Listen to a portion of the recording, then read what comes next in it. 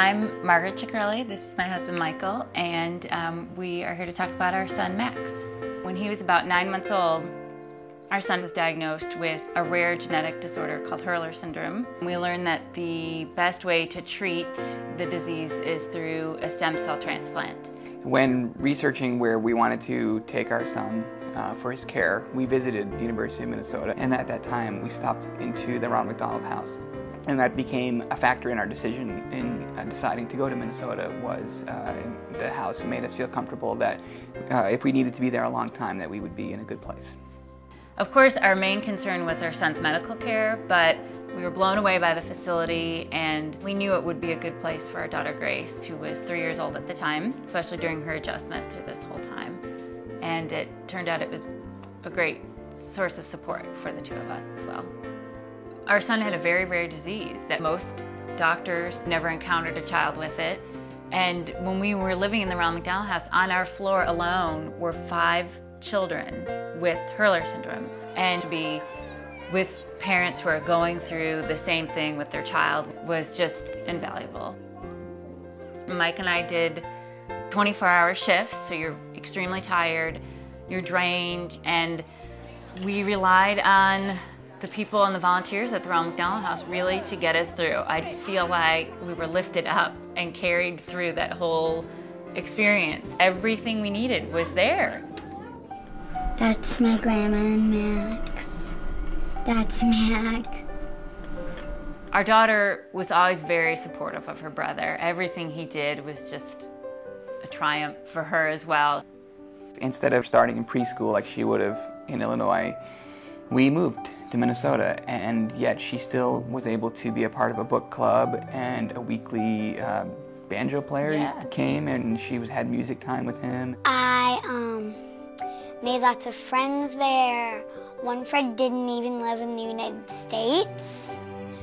She lived in Egypt, and we still write to each other. There were activities, there were day trips and trips to the movies organized by people in the house.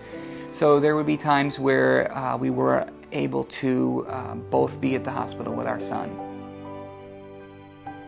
Max's transplant complications had begun from the beginning, and as time went on, his health deteriorated. We weren't sure, and the doctors weren't sure if there was anything more that could be done. The house was very accommodating of different people in terms of just people who wanted to spend the last few days with our son. So finally we reached the point where it was the day before Thanksgiving, and that was the day that Max passed away. Looking back, on such a short life, you start to calculate just how short it was and how important every minute you had with your child was. The best explanation of that is all of the people who came to the Ronald McDonald House to cook dinners. On my estimate, we gained 5 extra days in the months that we were there, just from meals alone. 5 days with our son. We've been volunteering at our local Ronald McDonald House since we got back. Having the opportunity to go to the house and cook in our son's memory is a blessing. To honor his memory in that way.